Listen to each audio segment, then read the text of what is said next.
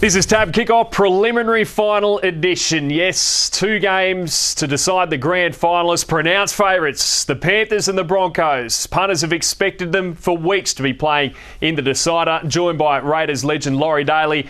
Loz, preliminary finals though, they can throw up weird results. We saw in 2011, the Warriors beat the Storm, a massive upset. Sorry to bring it up, 95, you were part of a massive upset when your Raiders were beaten by the Bulldogs. Can you see one happening this weekend? Well, I think it'll be a lot tighter than most people expect. You never really get the grand final that looks obvious.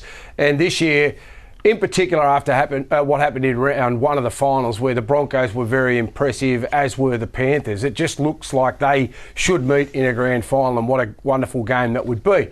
But you've seen the Melbourne Storm bounce back against the Roosters last weekend, albeit it was only in the last minute of play. They have got big-name players. Then you look at the Warriors. They lost in round 1 of the final series to Penrith, but then they had a dominant display against Newcastle last weekend. They come across to the Broncos, where they haven't got a bad record in Brisbane, and I just think that these games on the weekend will be tighter than most people think. There they are, the Warriors, $11. They were $51 heading into round 1. The Broncos were $17 heading into round 1.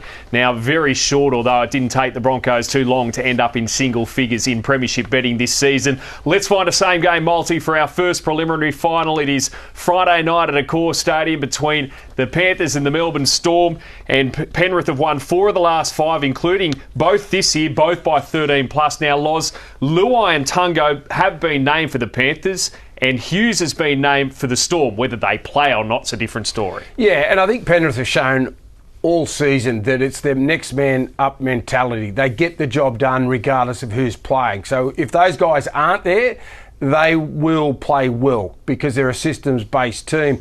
Whereas Melbourne, on the other hand, I think they rely a lot on Jerome Hughes to get their attack going. They were able to win last weekend, as I said before, but they look a more confident team when Hughes is in that side. Same game multi for me will be Penrith to win. I think they get the job done, but I think it'll be a close game.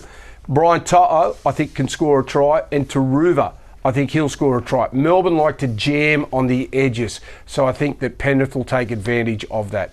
You're getting $4 about that one. Both the Penrith wingers to score, Penrith to win, says Loz. Let's go to, well, what occasion it's going to be in Brisbane on Saturday evening at Suncorp. The Broncos up against the Warriors. The same 17s name pretty much from both their matches in the finals. They're both previous matches. 10.5-point favourites here, the Bronx.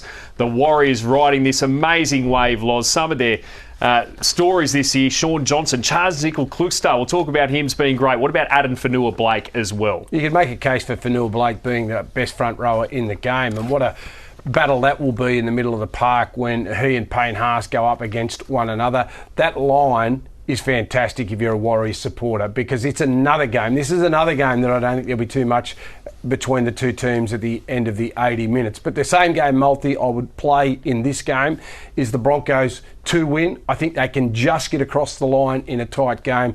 Reece Walsh has been an absolute superstar this season for the Broncos, playing against his former club, the Warriors.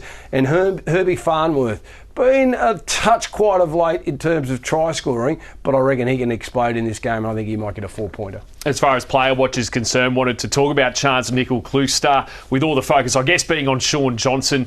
He's been a bit of a, you could probably say, a bit of an unsung hero for the Warriors, Loz. Yeah, well, he was an unsung hero with the Canberra Raiders, and he was an unsung hero when they went on and made the grand final back in 2019 with the Raiders.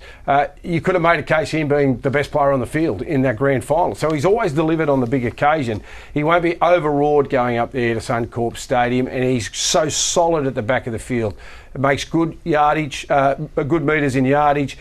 He's added a nice pass to his game, and he's always there adding support around the middle of the ruck, and he'll be a constant threat to this Broncos team. Oh, what a weekend it's going to be. Next week we'll preview the grand final. Don't forget that Tab app. Download it, click on the Bets Friends tile, and you can copy the expert tipsters' selections just straight into your bet slip.